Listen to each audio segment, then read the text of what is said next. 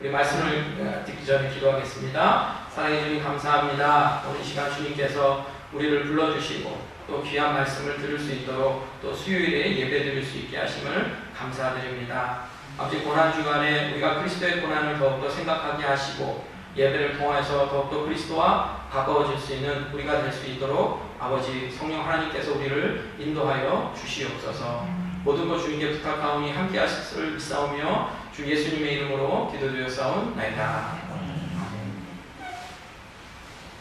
할렐루야. 할렐루야. 예.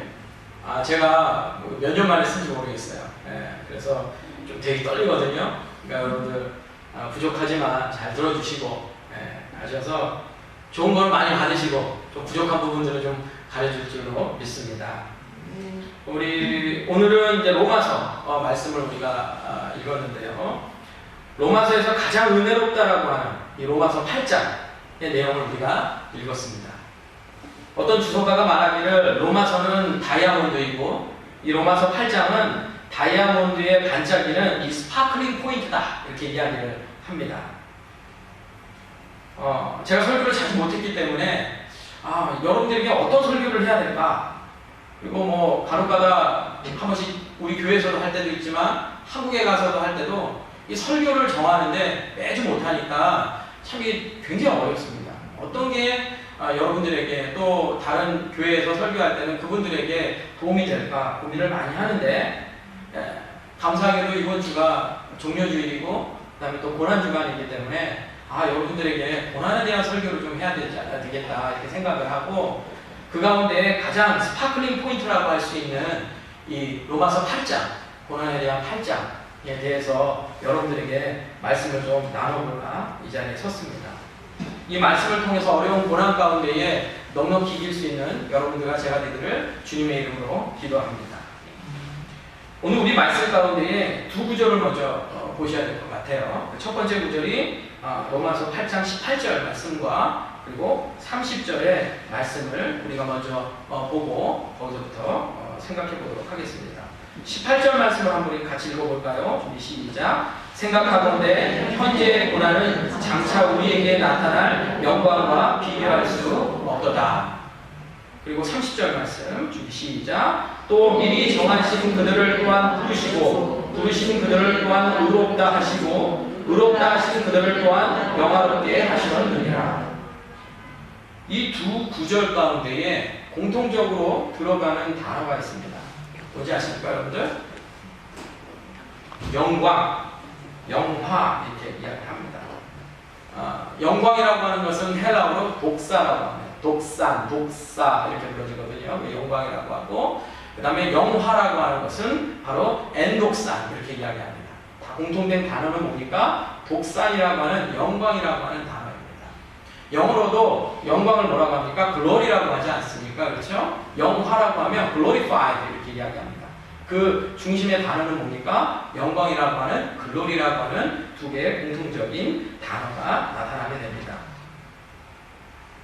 그런데 이 두 구절을 보시면 이해가 안 되는 부분이 있어요. 이 로마서 8장 18절과 그 다음에 로마서 8장 30절의 이 두 구절을 보면 조금 우리가 깊이 생각해 보면 좀 이해 안 가는 구절들이 좀 나오는데, 먼저 18절을 보시면 뭐라고 이야기하느냐? 현재의 고난은 장차 우리에게 나타날 영광과 비교할 수 없도다 이렇게 이야기합니다. 그게 무슨 뜻입니까? 지금 우리의 삶은 고난으로 얼룩져진 삶입니다. 그러나 앞으로의 다가올 미래는 어떻습니까? 엄청난 영광, 비교할 수도 없는 그 영광이 우리에게 다가올 것이다라고 하는, 어떻게 미래에서 우리에게 지금은 고난이지만 미래를 통해서 우리의 비전을 제시하고 우리에게 희망과 영광을 준다라고 하는 그런 메시지를 담고 있는 말씀이 바로 18절의 말씀입니다. 우리의 과거의 삶과 현재의 삶은 고난의 삶입니다. 그렇지 않습니까? 그래서 로마서 8장에 세 가지 탄식이 나옵니다. 로마서 8장 22절에는 뭐라고 합니까? 피조물이 탄식한다 이렇게 이야기합니다. 모든 자연 만물들도 탄식할 정도로 인간 세상에 오염이 되어서 이 자연 만물들이 탄식을 하고 있습니다. 두 번째로는 로마서 23절에 뭐라고 이야기합니까? 예수 믿는 사람들도 이 땅에서 탄식을 하고 있다. 이렇게 이야기하고 있습니다. 그리고 26절에는 누구도 탄식한다고 하십니까? 우리 성령님께서도 탄식을 한다. 이 오염되고 왜곡된 세상, 죄 많은 세상을 위해서 탄식하시는 분이 누구신가? 바로 그분이 우리 성령 하나님이시다라고 이야기하고 있습니다. 오직 성령이 말할 수 없는 탄식으로 우리를 위해 친히 간구하신다. 이렇게 이야기하고 있습니다. 그러나 앞으로 우리에게 다가오는 세상은 어떻습니까? 오늘 18절의 말씀을 보면 천국이 이 땅에 나타날 수 있다. 이 세상은 앞으로의 영광이 이 땅으로 다가오게 될 것이다. 탄식이 없는 세상이 나타날 것이다. 고통이 없는 세상이 나타날 것이다 라고 하는 것을 이야기하고 있습니다. 사랑과 정의와 평화가 넘치는 세상, 사자와 어린 양이 뛰놀고 어린이가 독사물에 손을 넣어도 물리지 않는 그런 세상, 질병이 없고 죽음도 없고 이별도 없고 차별도 없고 양극화도 없고 보수요 진보요 하라고 하는 그런 걱정도 할 필요도 없고 어떤 대통령을 뽑아야 될 것인가 라고 하는 또 그것 때문에 다툼이 없는 그런 세상이 나타날 것이다. 자녀들 입시 걱정 안 해도 되고 물가 걱정 안 해도 됩니다. 환율 걱정 안 해도 되고 주식 걱정 안 해도 됩니다. 내가 이렇게 살아가야 되나 저렇게 살아가야 될 것인가 라고 하는 그런 고민과 걱정과 근심 걱정이 없는 그런 미래, 바로 그런 영광의 천국의 시대가 지금은 고난의 시대지만 앞으로 다가올 것이라는 것이 바로 오늘 18절의 말씀입니다. 또 그날이 되면 구원을 얻은 신자들은 한순간에 성화를 완성할 것이고 또 구원받지 못하는 백성들은 어떻게 됩니까? 쭉정이들은 지옥으로 떨어질 것입니다. 과거에 지었던 죄와 결별하고 죄 지을 가능성이 완전히 제로가 되어버립니다. 미움과 시기와 질투와 그리고 마음에 일어나는 악한 것들이 없어지는 그 세상. 그리고 믿는 신자들은 이 땅에서의 고난으로 가득한 세상이지만 앞으로 그 미래는 어떻습니까? 우리에게 소망으로 다가온다라고 하는 메시지가 바로 18절의 말씀입니다. 우리는 그 세상을 한마디로 뭐라고 합니까? 샬롬이다 이렇게 이야기합니다. 터키 사람들은 아랍말로 셀람 그러죠. 평화가 찾아옵니다. 영광이 찾아옵니다. 비교할 수 없는 그 영광의 시대가 우리에게 앞으로 다가올 것이다. 그 이야기입니다. 그런데 30절 말씀을 우리가 좀 주목해보면 이렇게 이야기합니다. 또 미리 정하신 그들을 또한 부르시고 부르신 그들을 또한 의롭다 하시고 의롭다 하신 그들을 또한 영화롭게 하셨느니라. 이것은 누구에게 이야기하는 겁니까? 우리 신자들에게 하는 말씀입니다. 하나님은 우리를 불러주셨다. 불러준 그들을 예수님의 보혈로 의롭다 하시고 마지막에는 우리를 어떻게 한다고요? 영화롭게 하실 것이다. 여기서 중요한 것이 무엇이냐면 시제입니다. 시제. 시제가 뭡니까? 과거, 현재, 미래 아닙니까? 그렇죠? 그러면 영화롭게 하셨느니라 할 때 이게 과거일까요? 현재일까요? 미래일까요? 과거형입니다. 과거형. 그래서 여기서 의문이 생기는 겁니다. 18절에서는 뭐라고 그랬습니까? 지금 우리의 삶은 고난의 삶이지만 미래의 삶은 비교할 수 없는 영광의 삶이 우리에게 기다리고 있다라고 이야기하는 것이죠. 그런데 30절의 말씀은 뭐라고 이야기합니까? 우리 믿는 사람들은 하나님께서 우리를 과거부터 지금까지 영화롭게 하셨다 이렇게 이야기합니다. 이게 이해가 잘 되지 않고 앞뒤가 좀 틀린 이야기처럼 들릴 수가 있습니다. 이것을 어떻게 이해해야 될까요? 지금 분명히 18절에서는 지금 현재는 고난이요 미래는 영광이다 이렇게 이야기했잖아요. 그런데 30절에서는 무엇을 이야기하고 있습니까? 과거부터 지금까지 우리를 영화롭게 하셨다. 안 맞잖아요. 앞으로의 우리의 미래는 분명히 영광입니다. 저는 믿습니다. 여러분들 믿으시지 않습니까? 천국을 기다리고 있지 않습니까, 여러분들? 그런데 하나님이 그 영광의 일부분을 이미 우리에게 주셨다는 겁니다. 미래의 엄청난 영광을 보여주기 위해서 지금 우리에게 그것을 좀 맛보여 주셨다는 거예요. 그래서 지상에서 받은 현재의 영광을 맛보면 미래의 영광이 어떻게 될 줄 알 수 있다는 거예요.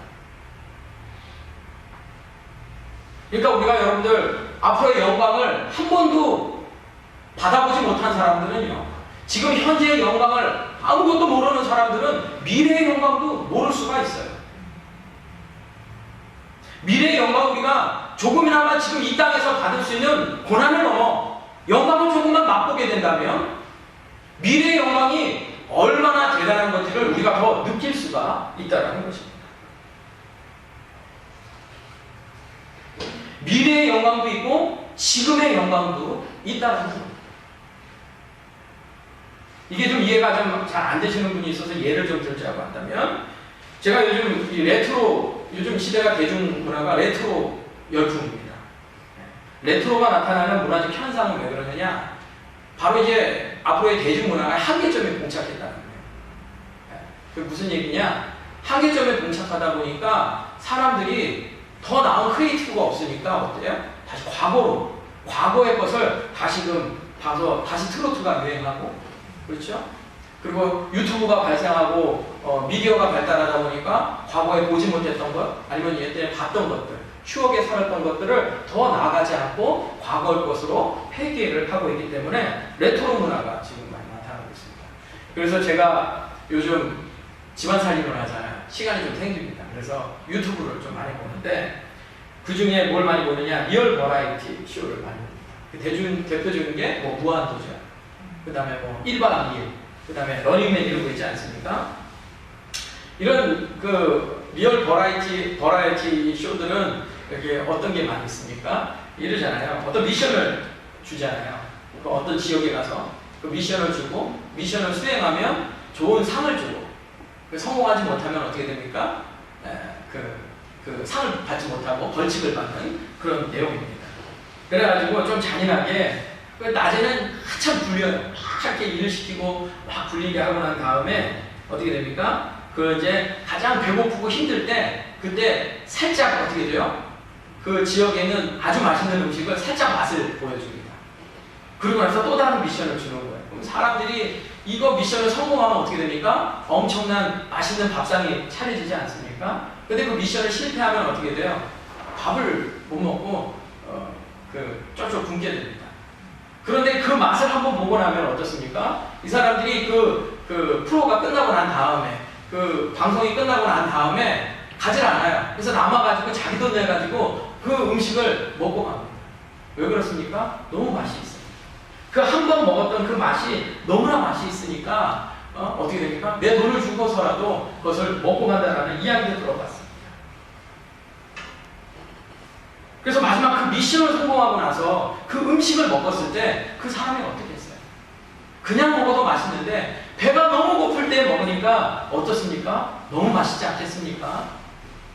남기는 것 없이 모두 다 먹어버리게 됩니다. 이처럼 우리 하나님은 미래의 영광이 얼마나 좋은지 보여주기 위해서, 맛보기 위해서 지금 우리에게 영광을 보여주셨다는 것입니다.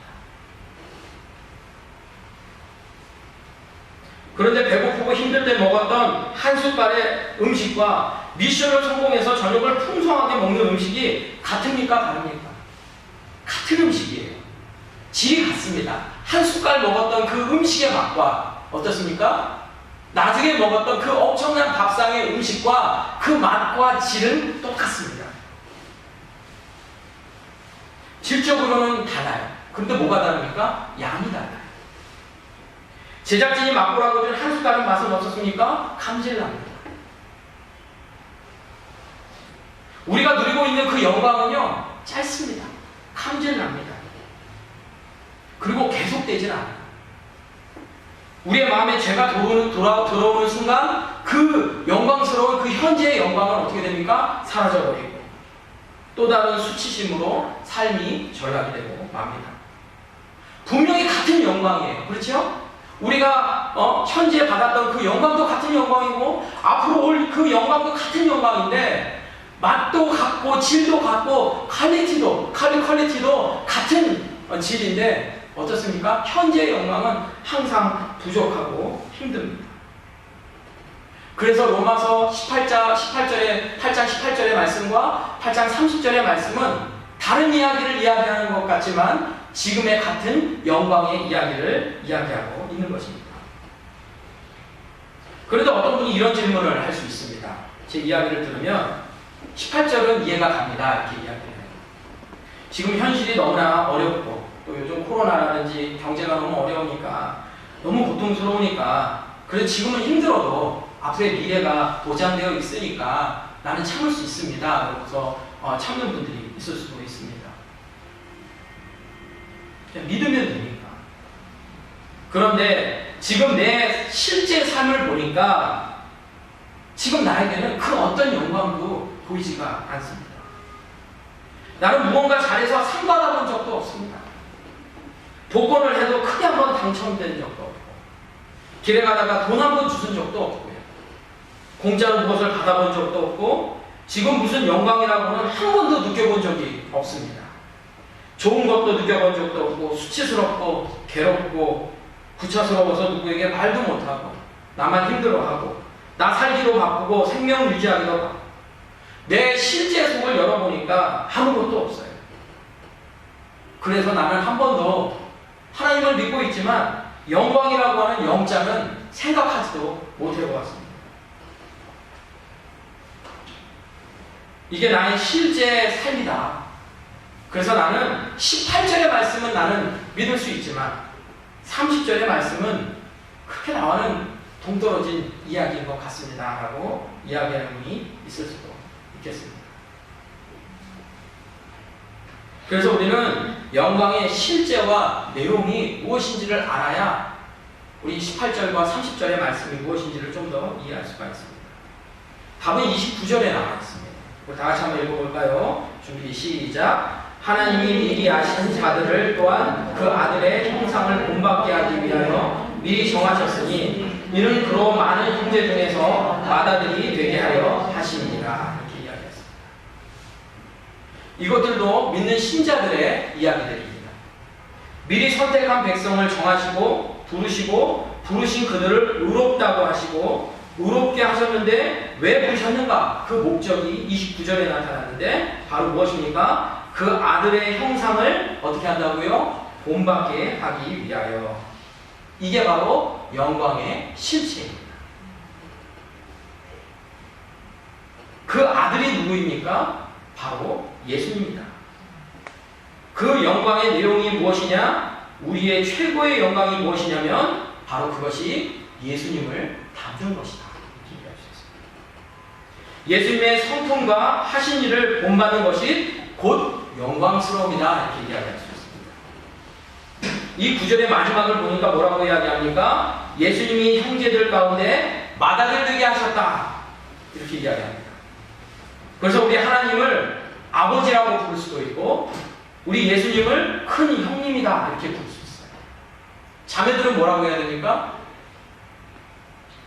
큰 오빠가 되겠죠. 그래서 우리는 형제요, 자매요, 그중에 예수님은 큰 형님이요, 큰 오빠가 될 수가 있습니다. 그런데 그 예수님이 맏아들 되셔서 이 땅에 내려오셨습니다. 그래서 요한복음 1장 14절에 이렇게 이야기하고 있습니다. 다 같이 읽어볼까요? 시작. 말씀이 육신이 되어 우리 가운데 거하시네 우리가 그의 영광을 보니 아버지의 독생자의 영광이요 은혜와 진리가 충만하더라. 우리 예수님이 이 땅에서 엄청난 고난을 당하시고 부활하셔서 하늘에 올라가셔서 엄청난 영광에 계셨습니다. 믿으시죠? 그런데 요한복음의 말씀을 잘 보면 부활 이전에 예수님이 이 땅에 오셨을 때도 하나님 아버지 독생자의 영광이 이 땅에 가득했다는 거예요. 인간의 몸으로 오셨잖아요. 우리와 똑같은 인간의 몸으로 육신을 가지고 오셨는데 그 예수님이 오셨을 때도 바로 영광이 가득했다는 거예요. 은혜와 진리가 충만했다. 연약한 육신, 쉽게 피로하고 배고프고 병들기 쉬운 우리 인간과 똑같은 육신을 가지고 있음에도 그 영광을 가지고 있었다는 것입니다. 우리 예수님이 고상한 가문에 나신 것도 아니고 공부를 많이 하신 분도 아니에요. 뛰어난 학위를 가지신 것도 아닙니다. 부자도 아니에요. 우리 예수님이 아무것도 없는 그냥 목수의 아들이셨습니다. 그런데 그 예수님을 뭐라고 불렀습니까? 영광이다. 영광스럽다. 그러면 그 인간의 육신을 가지고 그 예수님이 이 땅에서 무엇이 그렇게 그를 영광스럽게 하셨겠습니까? 바로 그것은 그의 성품 때문에 그가 하신 일이 그를 영광스럽게 만드시는 것입니다. 우리 예수님이 어떤 분이세요? 사랑이 많으시지 않습니까? 그렇죠? 늘 가난하고 연약한 자들을 돌보시고 가르치시고 도와서 세워주셨습니다. 정의와 공의가 있으셔서 불의한 일들을 견디지 않으셨습니다.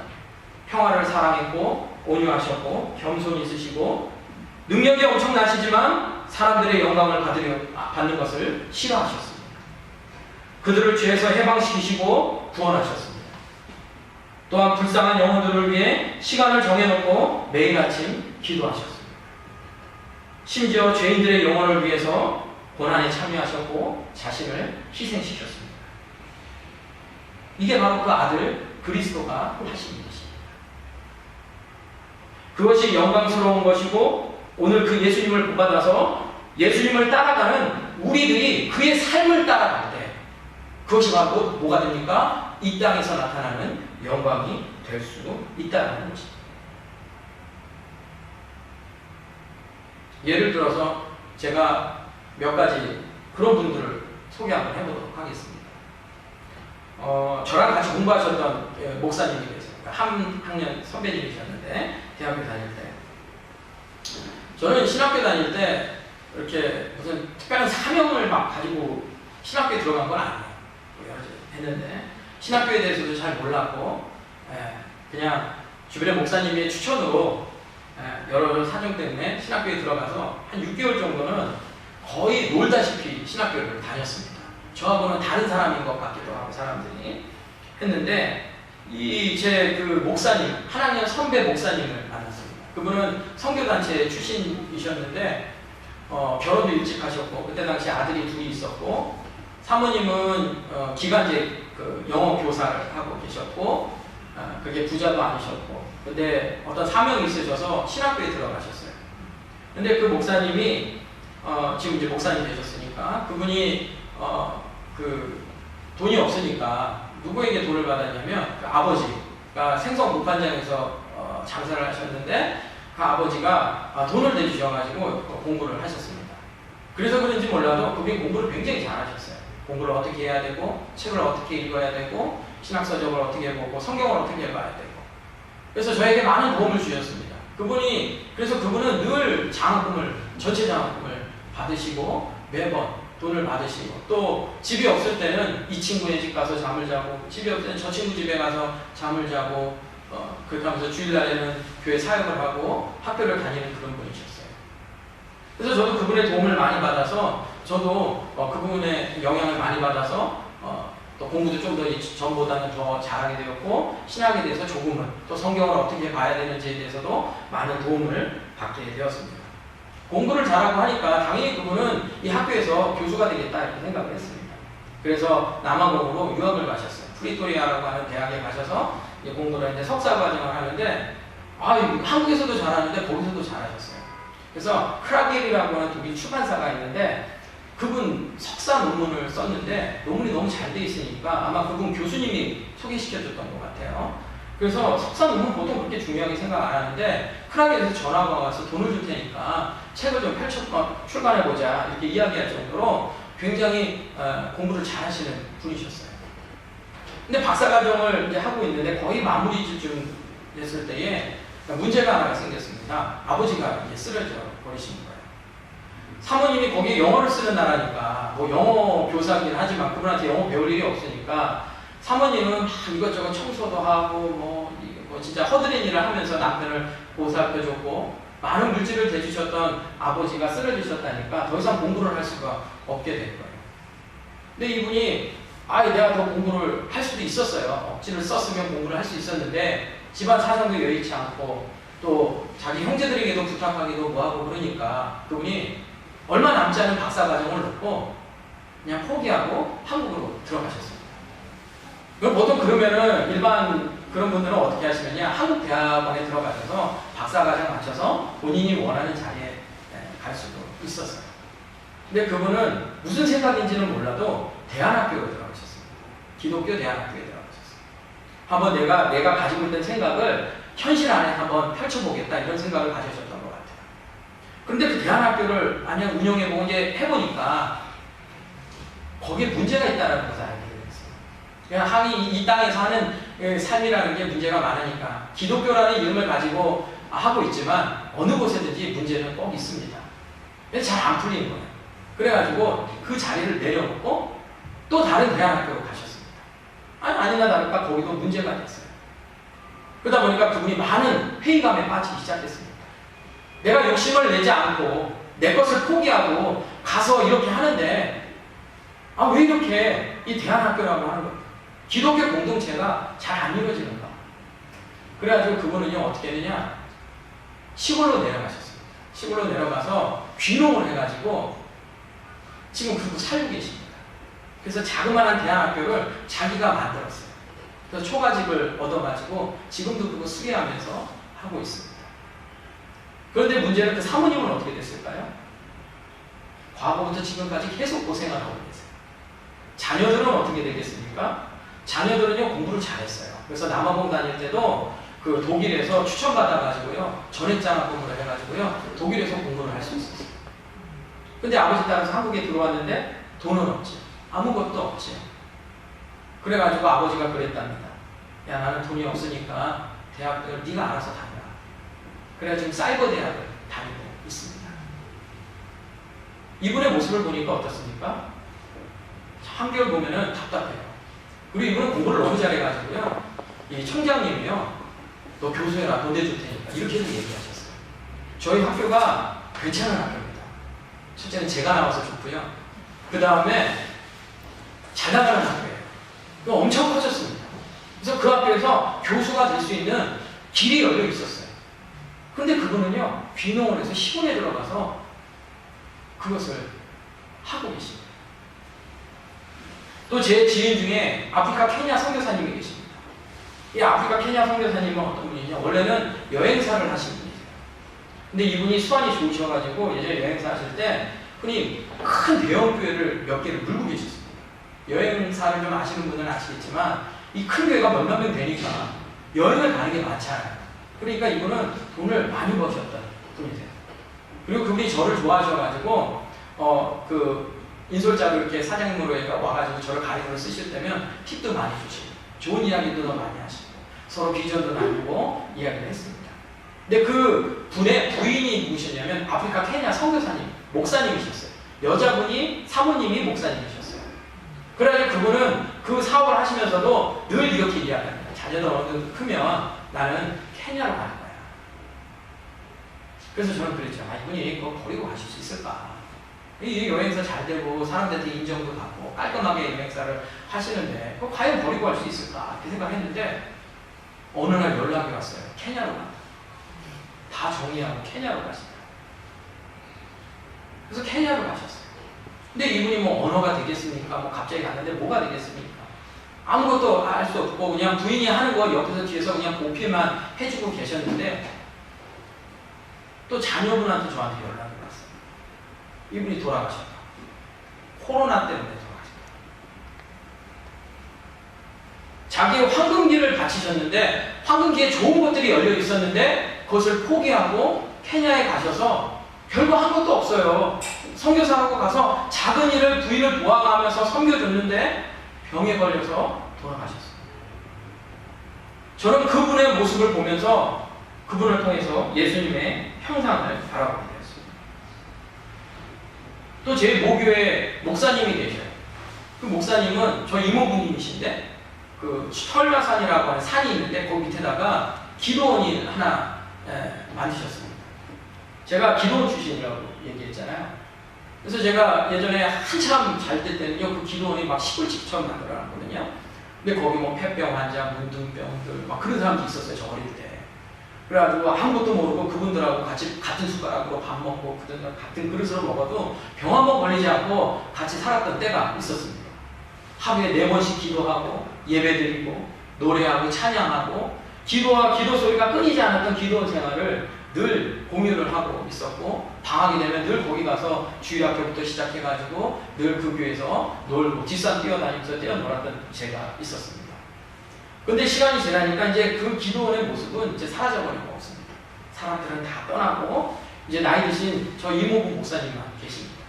근데 이 목사님이 제가 제일 존경하고 좋아하는 것 중에 하나가 무엇이냐면, 그의 삶은 과거부터 지금까지 변하지 않으셨습니다. 교회가 잘 되든 못 되든 간에 그분은요, 삶이 이래요. 딱 스케줄이 정해져 있습니다. 새벽에 일어나셔서 당연히 교회 가서 기도를 하십니다. 성도가 없어요. 새벽 예배를 늘 하세요. 성도가 없어요. 잘 나오지 않습니다.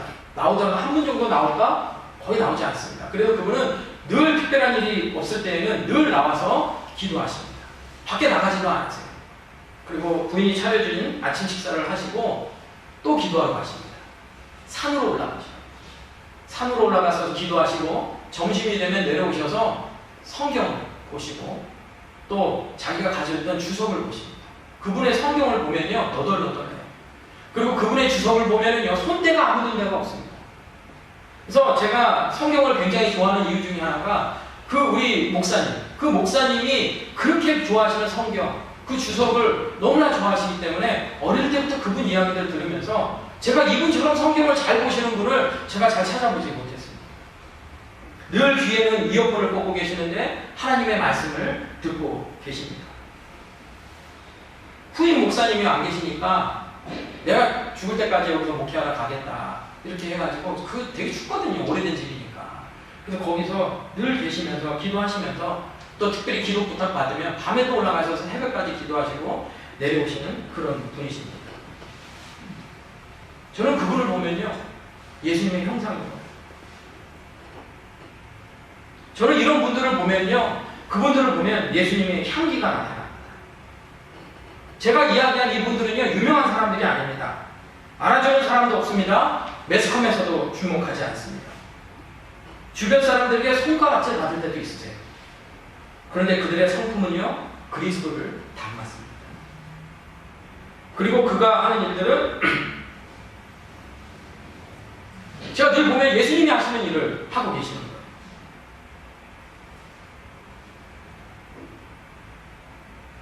성도들과 대화를 하고 그들의 목소리를 들으면서 있는 그들의 모습을 볼 때마다, 그분의 영광들을 바라볼 때마다 저는 굉장히 초라해지는 느낌을 받았습니다. 외부에서 객관적으로 보면 누가 더 영광이 있겠습니까? 우리가 그들보다 더 잘 살고 그들보다 더 많이 배웠잖아요. 뛰어납니다. 그런데 그들 앞에만 가면요, 굉장히 내 자신이 초라해지는 모습을 볼 수가 있습니다. 왜 그렇습니까? 그분들 안에는요, 예수님의 형상이 있기 때문에, 예수님의 성품이 그들에게 있기 때문에 그렇습니다. 예수님이 하는 일을 그들도 하고 있기 때문에, 그들과 함께 있으면요, 예수님의 성품이 막 나에게 느껴지는 것 같아요. 내 눈과 귀와 마음이 정화되는 것 같습니다. 이런 사람들 때문에 하나님이 이 땅을 진노하려고 하지만 그분들 때문에 그들이 세상을 구원하는 것 같습니다. 그분들 안에 예수님의 형상이, 그 영광이 그분들 안에 있는 것 같이 느껴집니다. 제가 요즘 몇 년 동안 이 동부 쪽을 가보지 못했습니다. 제가 동부 쪽을 굉장히 많이 다녔거든요, 옛날에. 터키 동부에 가면은요, 여러분들 지금 가시면요, 굉장히 멋있습니다. 저 푸른 초원이 쫙 풀이 펼쳐집니다. 거기 가면은요, 소와 말이나 양들, 가축들이 막 한가롭게 풀을 뜯어먹는 모습을 볼 수가 있습니다. 멀리서 보면 정말 멋있어요. 제가 요즘 일이 있어서 초로에 2번씩 왔다 갔다 하거든요. 그럼 철로에 가면요, 그 트라키아 들판에 밀밭들이 쫙 펼쳐집니다. 그럼 창문을 열고 쫙 가면요, 너무 아름다워요. 꽃들도 피어있고 가축들이 막 다니는 모습을 보면 너무나 아름다워서 우리 애들하고 같이 한번 갈 때마다 창문 쫙 열어놓고 제 차는 위도 열려요. 그래서 쫙 열리면 바람도 쫙 쐬고 가면은요, 너무나 행복하고 좋고 너무나 아름답습니다. 그런데 여러분들, 실제 가까이 가면 어떻게 됩니까? 그렇지 않아요. 멀리서 보면 낭만적인데 가까이 가면은요, 그 멋있던 초원들이 다 진흙밭하고요, 똥밭입니다. 가축들이 똥을 얼마나 많이 싸나요? 그래서 간혹 성지순례를 간다 그러면 어떻습니까? 성지순례 갔으니까 좋은 깨끗한 옷 입고 좋은 신발 신고 딱 가잖아요. 그럼 어떻게 됩니까? 옷이 다 망가져버립니다. 찰리 채플린이 이야기했던 것처럼 인생은 멀리서 보면 희극이지만 가까이 보면 비극이다, 이렇게 이야기하는 게, 그걸 보면 좀 생각이 납니다. 그런데 놀라운 일이 있습니다. 그 지저분했던 곳에 꽃과 풀이 자랍니다. 여러분들, 샤론의 꽃 예수라고 하지 않습니까? 왜 샤론의 꽃 예수라고 할까요? 샤론이라고 하는 것은요, 평지입니다. 습지예요, 습지. 지금은 이제 매립이 되어 있기 때문에, 이제 건조해졌기 때문에 이제 평평해졌지만, 예전에는 그때 예수님 당시 때는 습지였어요. 그런데 그곳에 아름다운 꽃이 피기 시작한 겁니다. 우리 예수님이 그런 분이시라는 거예요. 그 지저분한 세상 가운데에 아름다운 꽃이 피어진다. 그래서 샤론의 꽃 예수다, 이렇게 이야기합니다. 그게 바로 그리스도를 닮은 현재 그들의 영광의 모습이라는 것입니다. 모든 고통 가운데 있지만 그 안에서 예수님의 형상의 빛을 바라고 있기 때문에, 예수님의 인격과 사역과 성품을 나타내기 때문에 지름과 똥 사이에서도 꽃과 풀이 피어나는 것처럼, 이게 하나님이 우리에게 과거부터 지금까지 주셨던 현재의 영광이라고 하는 것입니다. 물론 우리가 이런 선교사님들이나 목사님처럼 될 수가 없지요. 또 그분들이 왜 죄가 없겠습니까? 분명히 하나님 눈에 보면 죄 있는 자들입니다. 하지만 오늘 이 말씀을 듣는 저와 여러분들, 예수님의 삶을 살고 그들 현재의 그 영광을 누릴 수 있는 그런 사람들이 되었으면 합니다. 우리 교회도 그런 분들이 많이 계십니다. 어려운 자들을 도와주고 슬퍼하는 자에게는 같이 울어주기도 하고, 보이지 않는 데서 도와주시기도 하고, 낙심하는 자들을 위해서 격려하시고, 그리스도의 사랑과 겸손과 인내를 가지신 분들이 저는 많이 보았습니다. 고통 가운데서 피어나는 꽃과 같은 성도들이 분명 우리 교회나 우리 터키 땅에도 계시는 것을 저는 보았습니다. 나는 지금 있는 여러분들이 그런 사람들이 되었으면 합니다.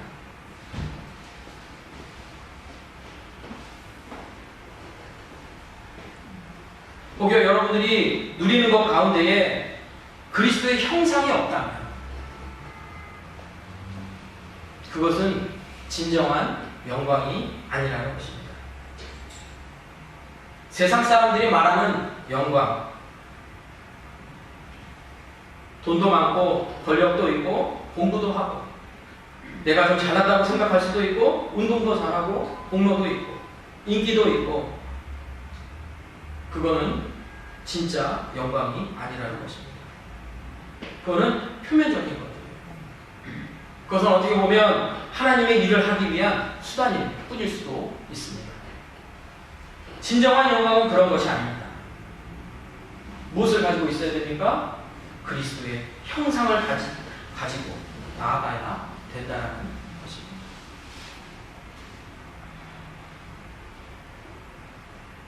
그리스도의 향기가 없이 사람의 칭찬과 매스컴이나 언론의 좋은 평가들은 이 빈수레라고 하는 것입니다.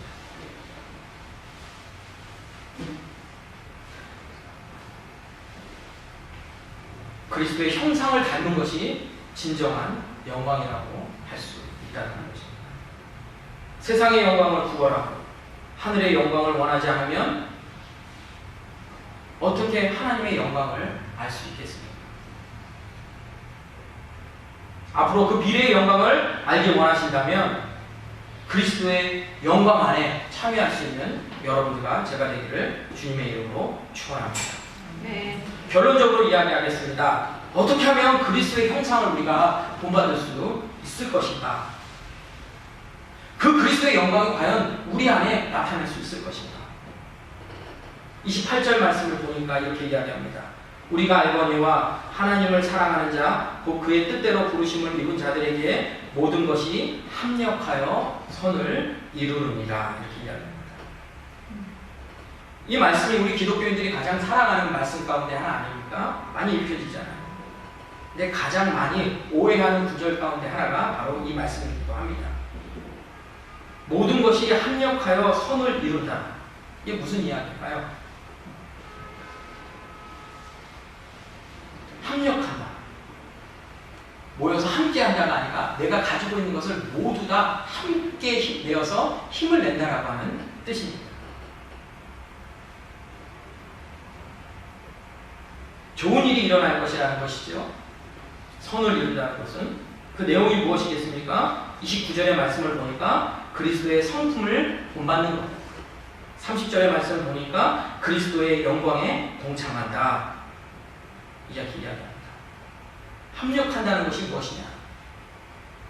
이렇게 좋은 것뿐만 합력하는 것이 아니라 내가 가지고 있는 모든 은사와 이런 것만 가지고 내가 모아서 합력을 한다는 것이 아니라 무엇까지도 있습니까? 아까 전에 이야기했던 고난과 고통, 어려움들,